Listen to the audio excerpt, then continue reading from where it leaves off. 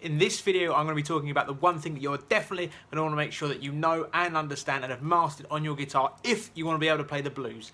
Let's get stuck into it. Well, hi there guys, my name's Matt Dawson and I'm the director here at Inspire Music School, where we are passionate about beginners learning and loving the guitar. If this is the first time that we've met, please make sure that you are going down to the bottom and clicking that subscribe button and the notification bell so that you're not missing out on any of their good tips, tricks and hacks that we give you guys on a regular basis. Today we're talking blues guitar again, and we're going to be expanding on a lesson that we did previously on the E minor pentatonic. I'm going to put that link in the description below, so you're more than welcome to go back and check out that video as well, because it might give you a bit more context into what we're going to be talking about today.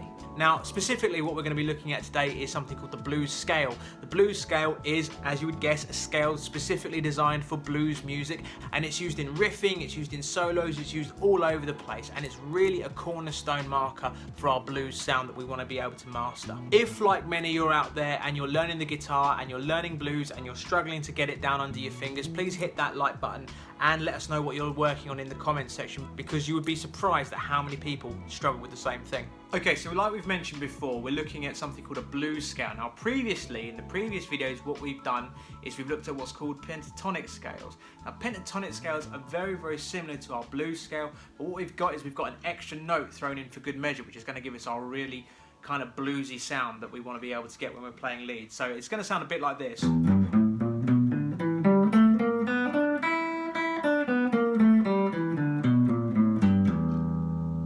Your blues scale. So we've got this extra, in the key of E, we've got this extra B flat note that we've thrown into the mix. That's going to give us our really bluesy sound. So make sure you're watching to the end of this video, because there's a right and a wrong way that we can use this when it comes to our lead guitar playing, but we'll go through all that at the end of the video once we've learnt the scale. So let's go to a close-up and let's get this under our fingers. Okay, so I'm going to walk you through the scale really, really slowly. Like I've said, it's very similar to a pentatonic scale, so where your pentatonic scale sort of sounds like this. We're going to add this extra B flat note in there, and that's going to give us our bluesy sound. So I'll just walk you through. So what I'm going to do is I'm going to go open E, then I'm going to go 3rd fret on the low E string, then I'm going to go open A, fret 1 on our A, fret 2 on our A, open D, fret 2 on D, open G, fret 2 on G, fret 3 on G, open B, fret 3 on B, and then I'm going to go open E to round it all off. Okay, you can also add an extra note there at the top if you want to, but if you wanted to round it off from an E to another E, just leave it open at the top there. So I'll show you again. Open, 3rd fret, open, 1st fret, 2nd fret, open, 2nd fret, open, 2nd, 3rd fret, open B, 3rd fret on B, and then open to finish with. It's not too hard, and there are a lot of open notes that can kind of help us out a bit there. Please note that this shape will only work at this position though. You can't move this around the neck. It doesn't quite work the same way. We can use this for our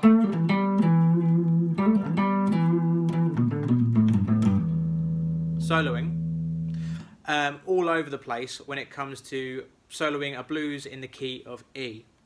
Now, like I've mentioned before, there's a right and a wrong way to use this scale. So what we've got here is this B flat note. And this B flat note doesn't really fit the key, okay? It's kind of added in there as like some extra spice. If I was just to play, it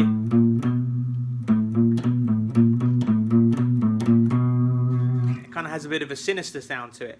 Likewise, if I use too much of it,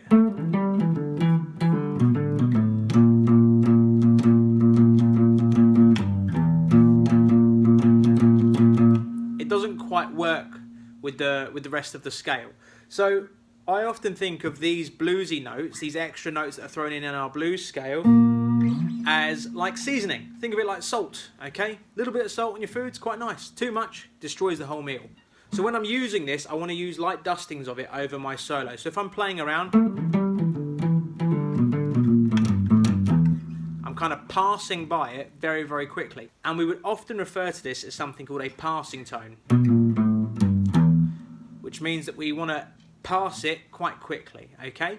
It's used a lot in blues and it's used a lot in jazz. Now, when I'm passing by it, I tend to be only ascending or descending. So I tend to be just going forwards or backwards,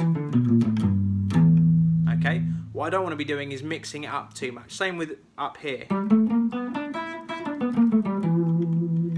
Okay, I don't want to be using too much of it because it can start to destroy the sound of our solo. So if I'm playing a few licks, so